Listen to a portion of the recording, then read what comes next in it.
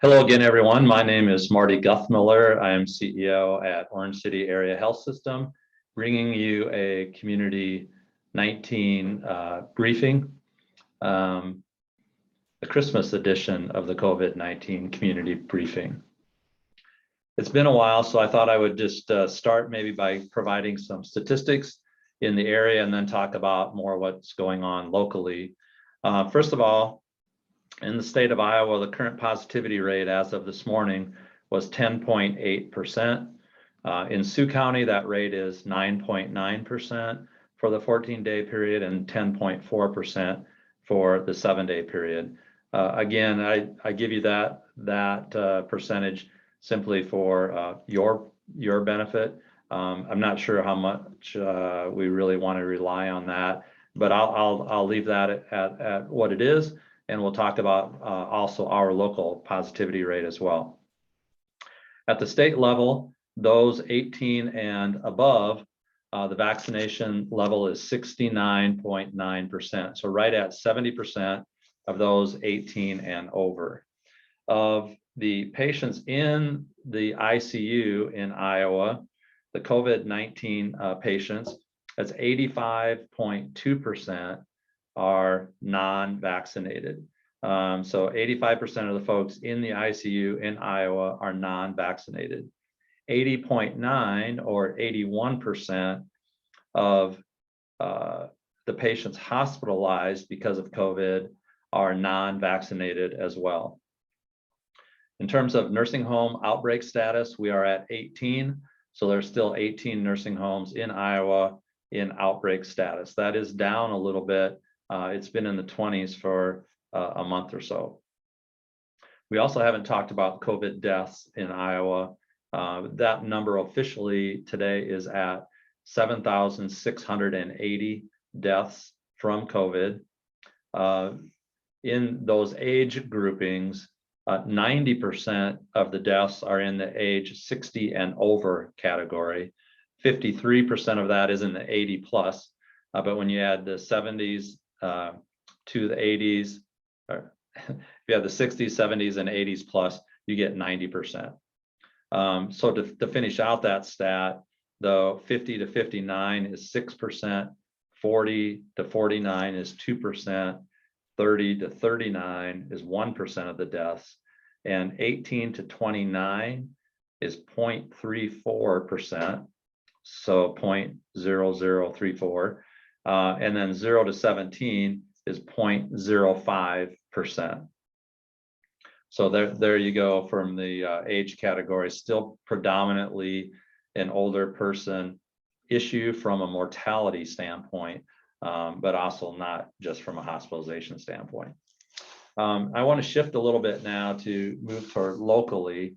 And for the month of November, just as an example, with all the tests conducted here on campus, we had 780 tests in the month of November at a 26% positivity. So 1 out of every 4 basically were positive.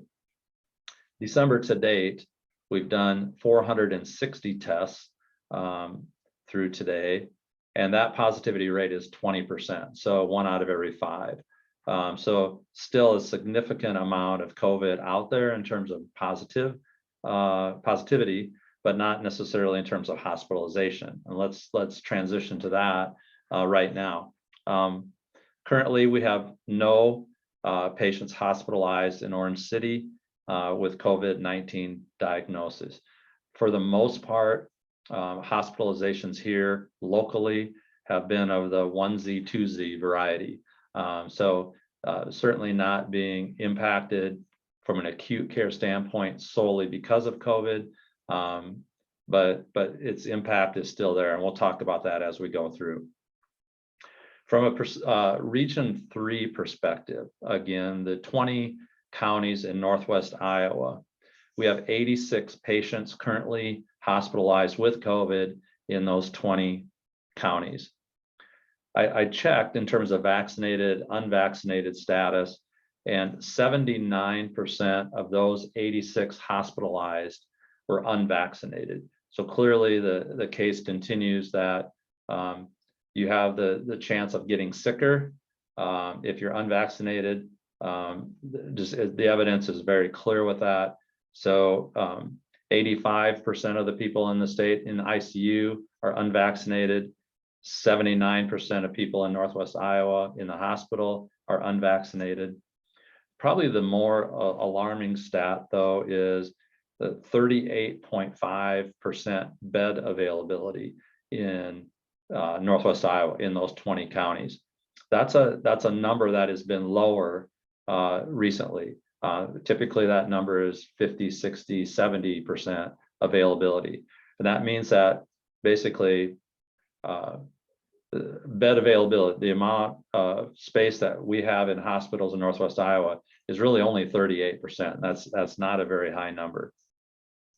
That does also lead to how COVID is affecting us, even though it might not be affecting us locally, and that is in our ability to transfer patients, regardless of the diagnosis. So whether it's a cardiac issue, a trauma issue, or a COVID-19 issue, the bed availability and the ability to transfer patients is at times a challenge. We have always been able to get patients transferred somewhere, but it is not always to the hospital that we would prefer to have it transferred to, or in the community that we would have the patient preferred to go. So that can't just be assumed today. It is something that definitely is a challenge for us, but we are accommodating most everybody at this point. And I don't want to alarm anybody or alert anybody to that, but just because COVID is not affecting us locally in terms of hospitalization doesn't mean that you can go anywhere right now. Again, we understand and know the Sanford numbers a little bit better than anybody, but Sanford is basically running at capacity for the most part. There is room for transfers and things like that, so it's fine, but it is not capacity because of COVID. Maybe of the approximately 450, maybe 40 to 50 might be COVID related, but the others are just stuff that, as we've been saying over the last couple months, has been pent up. It's been other things that are out there that are now coming to bear in terms of hospitalizations. So that's a little bit of a status of where the hospital community is right now. We are fine here from a capacity standpoint. We've been busy, certainly, but we do have beds, we have availability, and we're here to be available. Shift a little bit to the vaccine status. You may have heard that the mRNA vaccines have been now preferred, listed as preferred over the Johnson & Johnson vaccine. That was primarily due to a higher clotting risk with the J&J. And so at this time, the Pfizer and the Mrna are the preferred route. Now, for those of you that have received J&J, not to worry. The problem with the clotting apparently occurs within the first 42 days. So if you're a month and a half out or so from receiving the J&J, there's not a clotting issue to worry about in your situation. It's still very rare, even within that 42 day. But if you've received this a couple months ago, the J&J, no worries. The J&J still continues to be very effective in protecting you, and once out from that 42 days is very safe, and so don't worry about that. In terms of the boosters, the availability of the boosters, they're still readily available. In our system, you can call the clinic 737-2000 and receive your boosters. We still do recommend that heartily. And again, this morning on the news, I listened to that apparently the boosters have now been deemed effective with the Omicron variant. And so please get your booster if you haven't done that yet. Mandate status, most of you are aware that in healthcare, the mandate status is still on hold. Again, as of this morning, this stuff changes very rapidly. The OSHA mandate has been lifted, so to speak, or has been reinstated, however you want to put it. The stay has been lifted. And so for those employers 100 and above, apparently it's back in play again, although immediately after that stay was lifted, another challenge has been filed. So this will remain in the court systems for some time, and it is what it is at this point. The one that I care about the most is healthcare, and the reason that I care about that is how it affects healthcare staffing and healthcare shortages. The reason you should care about that is that is beginning to affect services rendered downstream. So at other hospitals, things are sometimes shut down because they can't staff it. So far locally, we've been able to maintain our folks. We are paying a lot of attention to workforce at this point. Our board is very intent on doing what we can to retain our workforce that is no doubt under stress during this time. It's palpable. We feel it. It is out there. And this ultra marathon now that we're on is clearly manifesting itself in non-desirable traits, most likely, most notably burnout at this point. So we're paying a lot of attention. It's critical to all of us. And those mandates definitely come into play in terms of our ability to care for folks. A little bit on Omicron, however you might want to pronounce it. In Iowa, it is here, likely to spread rapidly, as most of you probably are aware. Still mild symptoms from most reports for most patients. Will there be outliers? Almost certainly. But right now, Omicron is mild symptomatically, a lot of cold-like symptoms, and it's not manifesting itself necessarily in hospital stays. The booster, as I mentioned earlier, is deemed effective against this. And quite honestly, I'm going to leave all the discussion to the shutdowns and lockdowns and those kinds of things to other people, and for you to decide the merits of that or not. But there also is merit to the thought that perhaps if the symptoms are mild and it spreads rapidly, that we may approach herd immunity sooner. If that's the case, we certainly would all welcome that. But we're not here necessarily to scientifically endorse that concept. But so far, the Omicron variant has been mild and spreading rapidly. And now, kind of to wrap up today, I just want to talk a little bit about we all kind of need to stay in the game yet. And I know most of you are probably done with this whole thing. You know, we've been battling this virus for quite a while.